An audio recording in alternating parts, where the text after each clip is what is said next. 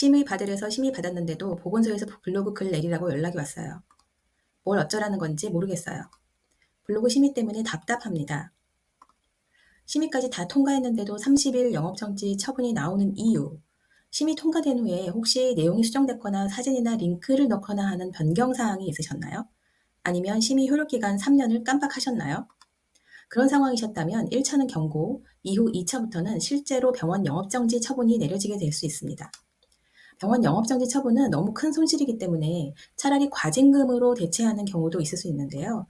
만약 병원의 연매출이 12억이라면 1일당 과징금은 200만 원을 넘는 걸 보실 수 있고요. 15일 영업정지에 대한 과징금을 계산을 해보면 3천만 원이 넘는 걸 계산으로 알 수 있게 됩니다. 과징금은 병원 영업정지에 대한 차선책이자 대안이긴 하지만 과징금 자체가 영업정지보다 낫다고 절대 생각할 수 없는 큰 손실이기 때문에 이렇게 엄청난 과징금까지 가지 않게 하는 게 정말 중요하다는 거 이제는 아시겠죠? 그렇다면 만약에 의료광고 심의 통과 후에 어쩔 수 없이 수정 변경이 필요하거나 심의 유효기간 3년을 넘길 위험성이 있다면 어떻게 해야 영업정지나 엄청난 과징금을 피할 수 있을지 빠르게 알려드릴게요. 먼저 심의 통과는 했는데 가만히 생각해 보니까 내용을 좀 수정하고 싶다던가 사진이나 병원 관련 링크 한두 개 정도 넣어보고 싶으실 수 있는데요. 이럴 때는 임의대로 변경하시면 안 되고 변경된 사항이 있다면 반드시 다시 심의를 진행하셔야 돼요. 괜찮겠지 하고 수정 변경하고 그냥 광고하시면 이미 심의받은 내용도 불승인 처리된다라고 명시가 되어 있습니다. 그 다음으로 심의 유효기간 3년이 되기 6개월 전에 다시 심의를 신청하셔야 동일 내용으로 계속 광고를 하실 수가 있어요. 이렇게 말씀드린 것처럼 왜 문제가 되는지를 알고 계시는 게 정말 중요합니다. 한 가지 더 여기서 유의하셔야 될 부분이 있는데요. 의료광고심의위원회에서 각 케이스별로 어떻게 설명하고 있는지를 꼼꼼하게 확인하실 필요가 있어요. 앞에 말씀드렸던 내용을 수정하거나 사진이나 링크 추가 같은 경우는 미심의 의료광고로 볼 수 있는데요. 이에 대한 심의 기준 내용을 잘 살펴보셔야 돼요. 심의받은 내용과 다른 내용이라는 문구 보이시죠? 제일 하단을 보시면 수정 변경을 한 후에 심의를 안 받고 광고를 하는 것은 어떤 경우든 불허한다 라고 되어 있습니다. 변경사항이 있는 심의 없이 그대로 광고하면 안 된다라는 뜻이죠. 3년 유효기간 만료 6개월 전에 재심의를 신청을 해서 새로운 심의필 번호로 광고를 해야 한다는 거 꼭 잊지 마시고 체크를 하셔야 됩니다. 이렇게 심의받지 않거나 심의받은 내용과 다르게 광고를 할 경우에는 1차는 경고지만 2차부터는 바로 영업정지 처분이 시작돼요. 만약 병원 영업정지 처분을 과징금으로 대체한다 하더라도 병원의 엄청난 비용 부담은 마찬가지이기 때문에 뭐가 낫다라고 말할 수가 없게 되는 거죠. 매출을 올리려고 마케팅을 시작하셨을 텐데 매출은커녕 생각지도 못했던 영업정지나 과징금에 엄청난 법률적 비용 손실 위험까지 가지 않도록 사전 리스크 관리가 왜 중요해졌는지 이제는 알게 되셨을 거예요.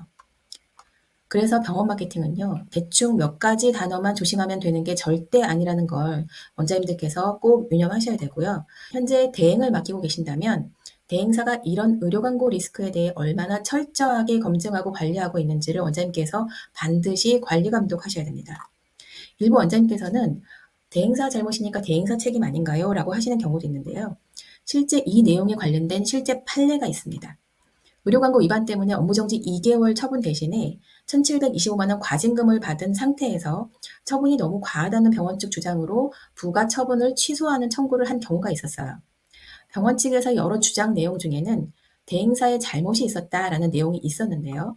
병원 측의 주장을 받아들이지 않았던 판결문의 내용을 보시면 병원 광고에 허위 내용이 게재되지 않았는지를 확인해야 하는 병원 원장님의 주의 의무를 강조하면서 대행사의 말을 믿었다고 해서 주의 의무가 경감되지 않는다면서 병원 측 주장이 받아들여지지 않는 실제 사례가 있었습니다.